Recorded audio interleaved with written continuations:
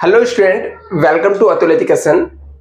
तो फ्रेंड, इस वीडियो के अंदर हम लोग एनपीओ चैप्टर सीखेंगे क्लास 12th का, जो कि एकदम सिंपल और इजी वे में मैं आपको सिखाने वाला हूँ शॉर्टकट तरीके से कैसे आप 20 मिनट के अंदर एनपीओ के जो मार्क्स है वो आप कैसे स्कोर सकते हो। यदि आप एनपीओ में एकदम ब्लैंक हो, आपको कुछ भी नहीं आता है और सबसे डिफिकल्ट चैप्टर लगने के बाद भी मैं आपको बोलता हूं कि 12 मार्क्स के आपके एग्जाम में क्वेश्चन आता था, 12 नहीं तो 12 में से 8 मार्क्स, 10 मार्क्स, इवन कि आप 12 मार्क्स भी कैसे स्कोर कर सकते हो, एकदम सिंपल और इजी वे बताता हूं।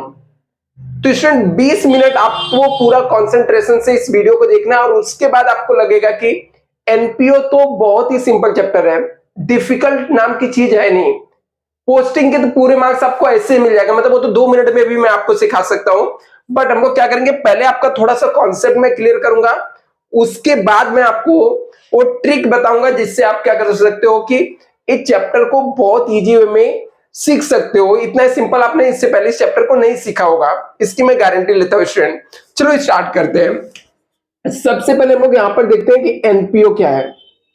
एनपीओ क्या होता है? नॉन प्रॉफिट ऑर्गेनाइजेशन होता है। स्टार्टिंग के 4-5 मिनट्स में आपको इंट्रोडक्शन दूंगा जिससे आपको कंफ्यूजन न हो आगे जाके, तो आपको समझ में इजिली आएगा। एनपीओ क्या रहता है? नॉन प्रॉफिट ऑर्गेनाइजेशन होता है, मतलब ऐसी ऑर्गेनाइजेशन जिसका एम प्रॉफिट अर्न करना नहीं होता, प्रॉफिट अर्न करना नहीं होता है। जब अर्न करना नहीं होता है, सिंपल सी बात है, जो प्रॉफिट अर्न करने वाली ऑर्गेनाइजेशन होती है, प्रॉफिट अर्न करने वाली ऑर्गेनाइजेशन होती है, ये लोग क्या करते हैं, एक ट्रेडिंग अकाउंट्स बनाते हैं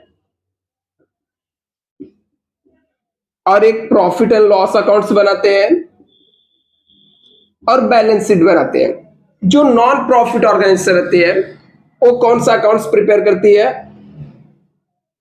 इनकम एंड एक्सपेंडिचर अकाउंट्स, और दूसरा बैलेंस शीट बनाती है। ये दो अकाउंट्स बनाती है। जो आपकी कौन सी ऑर्गेनाइजेशन, ऐसी ऑर्गेनाइजेशन जो नॉन प्रॉफिट ऑर्गेनाइजेशन रहती है, उसको फाइनली अपना इनकम और एक्सपेंडिचर प्रिपेयर करना रहता है और बैलेंस शीट बनाना रहता है। अभी ये जो प्रॉफिट अर्न करने वाली ऑर्गेनाइजेशन होती है, जैसे पार्टनरशिप फर्म हो गया, सोल ट्रेडिंग कंसर्न हो गया, कंपनी हो गई, वो क्या करती थी? ट्रेडिंग अकाउंट्स बनाती है, प्रॉफिट एंड लॉस। ये इसका ट्रेडिंग और प्रॉफिट एंड लॉस, इसका इनकम और एक्सपेंडिचर अकाउंट्स हो जाता है और इसका बैलेंस शीट भी इसका बैलेंस शीट हो जाता है। अभी होता क्या है, इनके पास बनाने के लिए, मतलब ये जो प्रॉफिट अर्न करने वाली ऑर्गेनाइजेशन रहती है, इसके पास ये सबको प्रिपेयर करने के लिए ट्रायल बैलेंस होता है। क्या होता है? Trial balance. जो नॉन प्रॉफिट ऑर्गेनाइजेशन रहते हैं, जो प्रॉफिट अर्न नहीं करती, ऐसे ऑर्गेनाइजेशन के पास प्रिपेयर करने के लिए इनके पास होता है कैश बुक होता है और बैलेंस शीट होता है। कैश बुक के अंदर क्या होता है?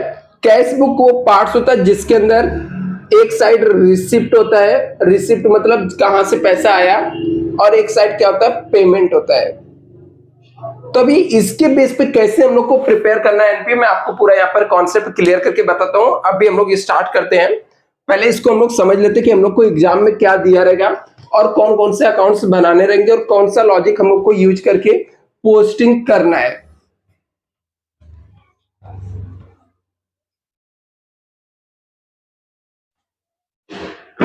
अभी इसके अंदर जो क्वेश्चन पूछे जाते हैं, 3 टाइप्स के क्वेश्चन होते हैं। Question in NPO chapter, NPO के अंदर जो क्वेश्चन रहते हैं, इसके क्वेश्चन एक ऐसे रहते हैं। चलो मैं यहां पे लिख देता हूं, क्वेश्चन आस्क इन एग्जाम। आपको कैश बुक दिया रहेगा, मतलब रिसिप्ट और पेमेंट अकाउंट दिया रहेगा, रिसिप्ट एंड पेमेंट अकाउंट दिया रहेगा और एडजस्टमेंट दिए रहेंगे। रिसिप्ट और पेमेंट और एडजस्टमेंट दिया रहेगा। रिसिप्ट और पेमेंट एडजस्टमेंट के बेस पे आपको आंसर में आपको इनकम एंड एक्सपेंडिचर अकाउंट्स बनाने रहेंगे, और दूसरा यहां पर हम लोग को बैलेंस शीट बनाना रहेगा। दूसरा आपका यहां पर जो अकाउंट से आपको क्वेश्चन दिया रहेगा, इसके अंदर आपको रिसिप्ट एंड पेमेंट दिया रहेगा।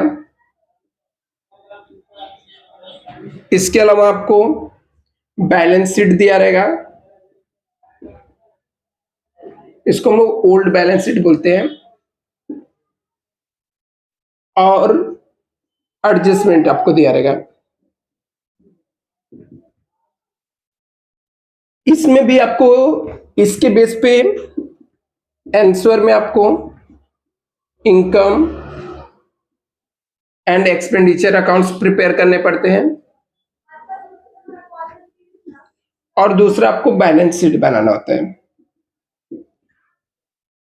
थर्ड टाइप्स के हम लोग क्वेश्चन, इसको थर्ड टाइप्स नहीं बोल सकते हैं, नॉर्मली हम लोग चलो फिर भी बोल देते हैं कि रिसिप्ट एंड पेमेंट अकाउंट दिया रहेगा,